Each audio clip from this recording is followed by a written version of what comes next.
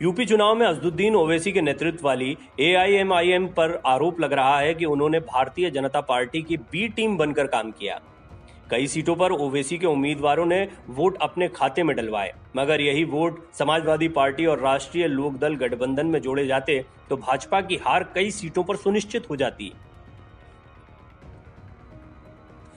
इस आधार पर यह आरोप गलत नहीं लगता कि असदुद्दीन ओवैसी की वजह से बीजेपी को फायदा पहुंचा है, बेशक अपरोक्ष रूप से ही सही।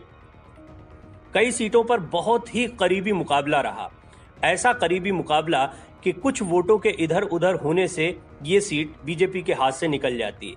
निश्चित तौर पर अगर असदुद्दीन ओवैसी इस स्तर पर चुनाव यूपी में नहीं लड़ रहे होते तो बीजेपी को एक बड़ा नुकसान हो सकता था और समाजवादी पार्टी और राष्ट्रीय लोकदल गठबंधन को कई सीटें मिल सकती थीं। उत्तर प्रदेश में बीजेपी 7 सीटें महज 200 वोटों के अंतर से जीती है, जबकि 23 सीटों पर 500 वोटों से जीत मिली है। 49 सीटें ऐसी हैं जहां 1000 वोटों से जीत मिली है और 86 सीटें ऐसी हैं जहां 2000 वोटों के अंतर से जीत मिली है। इन सभी सीटों पर ओवैसी ने एक तरह से बीजेपी के लिए उदारता दिखाई है। विपक्षी वोटों को बांटकर उन्होंने बीजेपी की मदद की। उदाहरण के लिए बिजनौर में समाजवादी पार्टी राष्ट्रीय लोकदल को 95,720, जबकि असदुद्दीन ओवैसी की पार्टी को 2,290 वोट मिले। बीजेपी ने 97,165 वोट पाकर यहां सीट जीती है और समाजवादी पार्टी राष्ट्रीय लोकदल से महज 1,445 वोट ही ज्यादा हैं, जबकि असदुद्दीन ओवैसी की पार्टी को यहां पर 2,290 वोट मिले हैं। आप अंदाजा लगा सकते हैं कि अगर ये वोट समाजवादी पार्टी राष्ट्रीय लोकदल गठबंधन के साथ जुड़ता तो यहां पर बीजेपी की हार सुनिश्चित हो जाती। लेकिन ऐसा किसी एक सीट पर नहीं हुआ है। बहुत सी सीटों पर कुछ इसी तरह का समीकरण देखने को मिलता है। उदाहरण के लिए नकुर में भाजपा को 1,03,771 वोट मिले, जबकि समाजवादी पार्टी को 1,03,616 वोट मिले। एआईएमआईएम को 3,591 वोट मिले, जिससे बीजेपी को सीट मिल गई।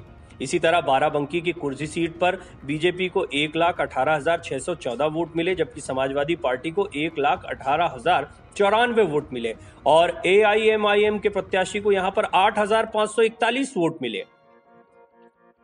सुल्तानपुर में बीजेपी को 92,245 वोट मिले और समाजवादी पार्टी को 90,857 वोट मिले। एआईएमआईएम को 5,251 वोट मिले। ओराई विधानसभा सीट पर एआईएमआईएम ने 2,190 वोट लिए, जिससे बीजेपी को 93,691 वोट मिले, जबकि समाजवादी पार्टी को 92,044 वोट मिले। आप इन सभी सीटों पर गौर फरमाएं तो पाएंगे कि इन सीटों पर बहुत ही कम अंतर से बीजेपी ने समाजवादी पार्टी को हराया है और इन्हीं सीटों पर एआईएमआईएम के उम्मीदवारों ने इतने वोट हासिल किए हैं जो समाजवादी पार्टी की हार के लिए जिम्मेदार माने जा सकते हैं। यदि ये वोट समाजवादी पार्टी के उम्मीदवारों के साथ जुड़ते तो तस्वीर बिल्कुल अलग हो जाती और ये बात सिर्फ इन सीटों की नहीं है, उत्तर प्रदेश के पूरे नतीजों पर भी इसका प्रभाव साफ दिखाई पड़ता है।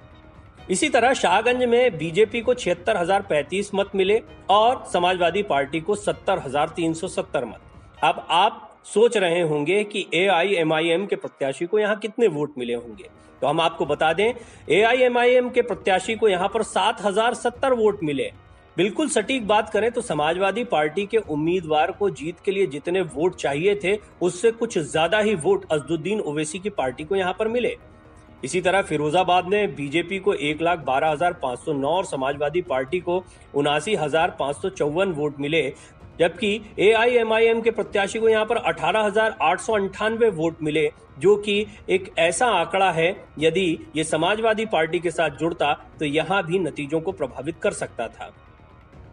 राजनीतिक विश्लेषकों का मानना है कि एआईएमआईएम ने उत्तर प्रदेश की राजनीति में एक निश्चित लक्ष्य के साथ कदम रखा था ताकि ये सुनिश्चित किया जा सके कि गैर भाजपा वोट एक स्थान पर एकजुट न हो सकता है ये राजनीतिक विश्लेषकों की अपनी सोच हो, लेकिन आंकड़े तो यही बताते हैं कि असदुद्दीन ओवैसी को कोई सीट नहीं मिली, न ही उन्हें कोई बड़ा फायदा हुआ, लेकिन उनके उत्तर प्रदेश की राजनीति में उतरने से बीजेपी को बड़ा फायदा मिल गया है। ये बताता है कि असदुद्दीन ओवैसी पर लगने वाले बीजेपी के बी टीम के आरोप निराधार नहीं हैं।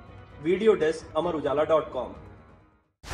डाउनलोड करें अमर उजाला ऐप और पाएं खबरें लगातार।